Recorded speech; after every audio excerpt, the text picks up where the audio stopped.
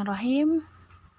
Di sini saya akan menjelaskan tentang pengertian ijaz, itnab, dan musawah. Yang pertama ada pengertian ijaz. Ijaz adalah mengumpulkan makna yang banyak dalam kata-kata yang sedikit dengan jelas dan fasyih. Ijaz merupakan salah satu cara untuk menyatakan maksud dengan pertanyaan-pertanyaan yang kata-katanya kurang dari sebagai mestinya. Tetapi pernyataan itu cukup memenuhi maksud. Di sini ada menurut ahli balaghah terbagi menjadi dua, yaitu ijaz qosor. Ijaz qosor yaitu menyampaikan maksud dengan cara menggunakan ungkapan yang pendek namun mengandung banyak makna tanpa disertai pembuangan beberapa kata atau kalimat. Menurut Imam Jalaluddin Asyuti, ijaz yaitu pembicara yang ringkas ditinjau dari kata-kata.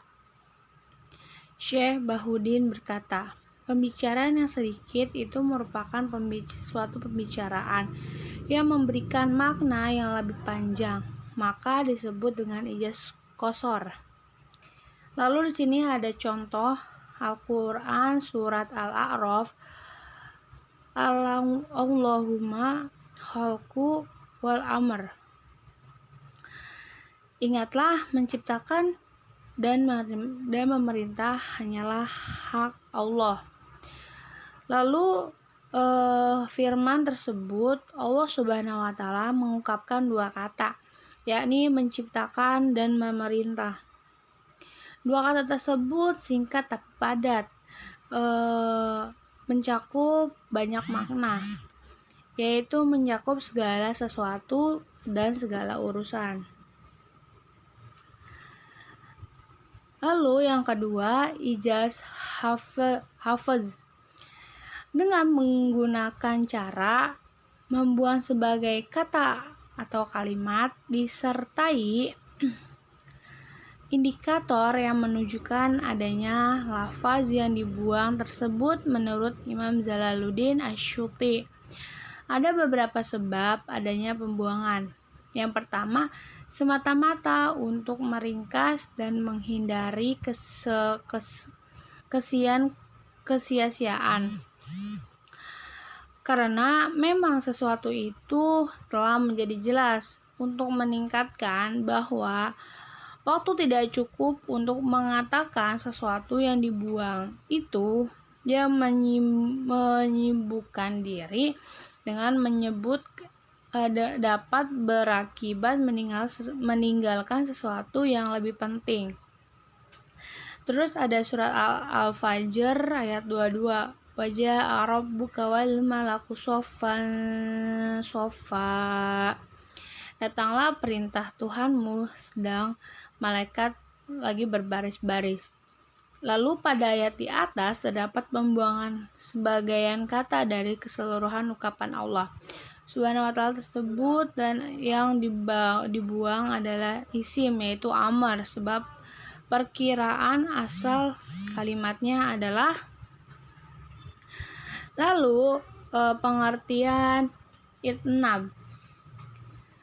Menurut Hasan al-Bandari, itnab adalah berekspresi dengan perkataan lebih dari makna aslinya yang dimaksud karena ada tujuan tertentu. Tujuannya apa? Untuk komunikasi baik lisan ataupun tulisan, antara lain untuk menetapkan makna atau kandungan dari suatu ungkapan atau tulisan, untuk memperjelas, mengukuhkan, menyatakan sebelumnya, menghilangkan ketidakjelasan maksud atau isi dan sebagainya. Lalu ungkapan kepada orang yang diajak bicara baik lisan maupun tulisan melalui itnab bisa dilakukan dengan berbagai teknik. Yang pertama, zikru khas ba'dal amal, yaitu menyebutkan lafaz yang khusus setelah lafaz yang umum. berarti menunjukkan kelebihan sesuatu yang lebih khas. Terus yang kedua, zikru ambadal hash khoser, yaitu menyebutkan lafaz yang umum setelah lafaz yang khusus, berfaedah untuk menunjukkan ketercakupan lafaz yang khusus dalam lafaz yang umum dengan memberikan perintah khusus kepada sesuatunya. Lalu yang ketiga, al-idah badal ibran, menyebutkan lafaz yang jelas makna setelah menyebutkan lafaz yang maknanya tidak jelas, berfaedah untuk mempertegas makna dalam perhatian pendengar dengan disebut dua kali.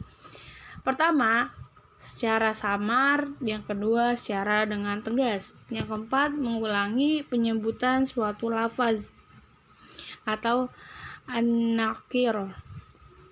Mengulangi lafaz suatu lafaz, cara ini berfaedah untuk menegaskan dan menetapkan maknanya di hati pendengar dan juga bisa berfaedah untuk tahasus atau menangkap kesedihan. Contohnya dapat pada surat At-Takasur ayat 3-4. Yang kelima, al-ittiradah, yaitu memasukkan anak kalimat ke tengah-tengah suatu kalimat atau antara dua kata yang berkaitan dan anak kalimat tersebut tidak memiliki satu kalimat. Yang terakhir ada musawwah. Hasan al-Banari juga merevisikan musawwah, yaitu makna keseumuran dengan lafaznya dan lafaznya seumuran dengan makna yang tidak lebih dan tidak kurang. Contohnya seperti pada surah Al-Fatir ayat 3. Rencana yang jahat itu hanya akan menimpa kepada orang yang merencanakan sendiri. Jadi berbuat baiklah kepada orang, jangan merencanakan sesuatu yang buruk untuk kepada orang lain kalau memang tidak mau rencana buruknya itu baik kepada kita. Syukron. Wassalamualaikum warahmatullahi wabarakatuh.